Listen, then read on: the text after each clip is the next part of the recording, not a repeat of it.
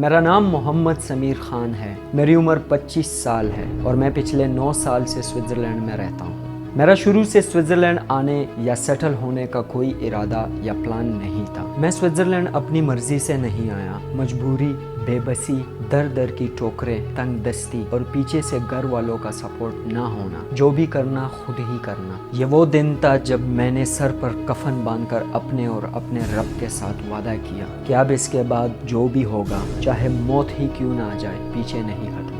मेरा सफ़र पाकिस्तान के एक ऐसे इलाके से शुरू हुआ जहाँ पर जुल्म और बर्बरियत की इंतहा होती थी। ये जगह जितनी खौफनाक थी, इसका नाम उतना ही खौफनाक था। इस सिटी को पंचगोर कहते थे, जिसका फारसी में मतलब होता है 5 कब्रनुमा जगहें। ये एक ऐसा कुआं था इंसानी स्मगलिंग का, जहाँ पर एक बार आप आ गए तो बाहर तभी जाएंगे जब आपके ऊपर उनका 1 रुपया भी बकाया ना हो।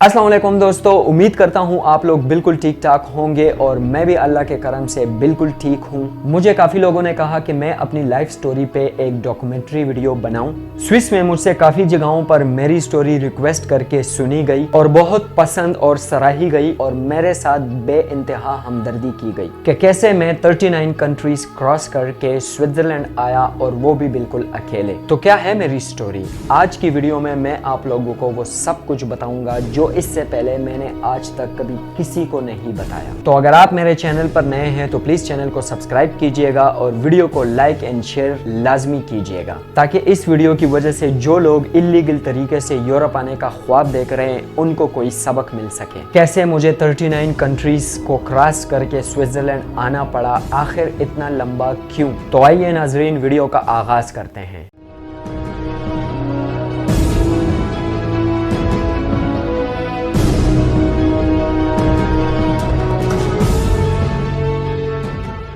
सफ़र सबसे पहले पाकिस्तान के इलाके क्वेटा से हुआ, जहां पर मुझे एक नामालूम नंबर से कॉल आई और एक मखसूस जगह पर जाकर पंचगोर की बस की टिकट्स लेने को कहा गया। जब मैं बस टर्मिनल पर पहुंचा, वहां पर काउंटर पर बैठे एक बंदे ने मुझे आंखों ही आंखों में इशारा करके कहा कि बस में जाकर बैठो। और यही वो बदनसीब लम्हा था जब मैंने अपने सर पर कफन बांधकर ये अहद किया कि जो भी होगा रास्ते में पीछे नहीं हटूंगा, चाहे तो मौत को गले लगाकर इस दुनिया फानी से ये समझकर चला जाऊंगा कि कम से कम मैंने अपना और अपनी फैमिली का मुस्तकबिल बेहतर करने की कोशिश तो की थी। ये फरवरी 2010 फ्राइडे का दिन था जब मैंने बस में बैठने से पहले अल्लाह के दरबार में हाजत की 2 रकात नफल अल्लाह की राह में अदा किए और दुआ की कि अल्लाह मुझे फ़िलहाल मरने मत देना, मुझे अपनी फैमिली का सहारा बनने में कामयाब करना। जब मैं बस में बैठा, ड्राइवर ने मुझे इशारे से कहा कि मेरी साथ वाली सीट पर जाकर बैठो और पीछे लोगों की तरफ मत देखना। दरअसल ये ड्राइवर के साथ वाली सीट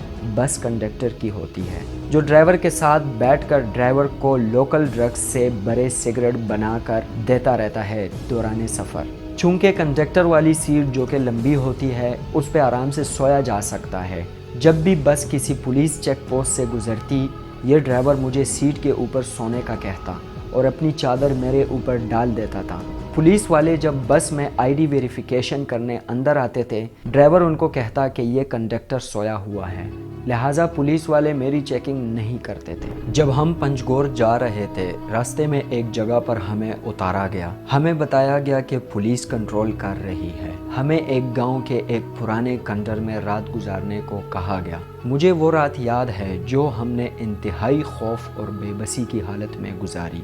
हमें रात को कोई खाना नहीं दिया गया। उस घर में इंतहाई दहशत और खौफ था, अंधेरा और सुनसान। अगले दिन सुबह 10 बजे उनमें से एक आदमी आया और हमें चलने को कहा। हमें एक नॉर्मल गाड़ी में बैठने को कहा गया। जब हमने गाड़ी देखी तो हमारी तो समझो होश ही उड़ गई। 4 बंदों की गाड़ी में जब उन्होंने हम 15 बंदों को उस गाड़ी में फिट किया, इससे उनके प्रोफेशन का वाज़िह सबूत मिल रहा था। मेरी उम्र उस वक्त बहुत कम थी। मैंने ज्यादातर सफर गाड़ी की डिग्गी में तय किया और ऊपर से जो एजेंट थे वो दौरान सफर मुसाफिरों को चुप रहने और सर नीचे करने की तलकीन करते, जो कि जाहिर है इतने लंबे लंबे सफर में मुमकिन न था। वो एजेंट बीच रास्ते में गाड़ी रोकते, नीचे उतरते और एक एक बंदे को वो वहशियाना तशद्दुद का निशाना बनाते जिनको सुनकर आपकी रूह कांप उठे। मुसाफिर बेचारा पुलिस की गिरफ्त से डरे या ना डरे, एजेंट्स की मार से डर कर बड़े से बड़ा बहादुर भी हौसला खो बैठता था। फिर हमें वहाँ से गाड़ी में जानवरों की तरह भर कर कुछ 100 किलोमीटर दूर ले जाकर एक दूसरे गिरोह के सुपुर्द किया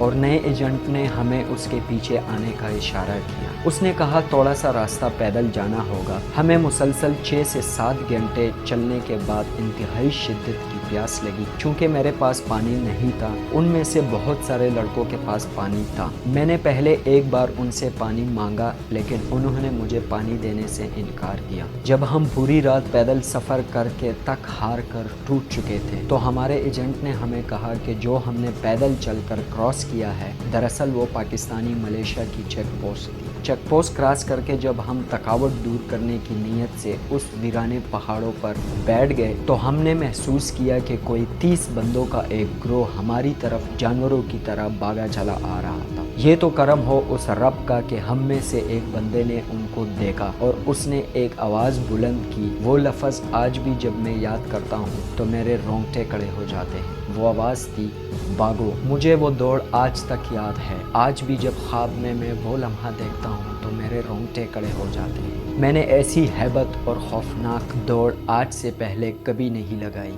जैसे अगर आज नहीं भागना तो फिर कब भागना। हम सड़क किनारे आ पहुंचे थे और हमारे लिए गाड़ियां चेक पोस्ट के दूसरी तरफ सड़क पर इंतजार कर रही थी। जब हमने उन लोगों के बारे में पूछा तो हमें बताया गया कि वो किडनैपर्स थे जो हमारी ही तरह लोगों की तलाश में इन्हीं पहाड़ों में छुपे रहते हैं और जो उनके कब्जे में आ जाता है उनके घर वालों से लाखों रुपए तावान की सूरत में बटोर लिए जाते हैं और पैसे न मिलने पर जान से मारकर इन्हीं पहाड़ों में छोड़कर भेड़ियों और कुत्तों की खुराक बना दी जाती है। जब हम सड़क के ऊपर आ गए तो किसी ने भी एक दूसरे की तरफ नहीं देखा। हमें जानवरों की तरह गाड़ी में घुसाया गया। ये वो जगह थी जहां आपका अपना सगा भाई भी आपको बीच रास्ते में छोड़कर चला जाए।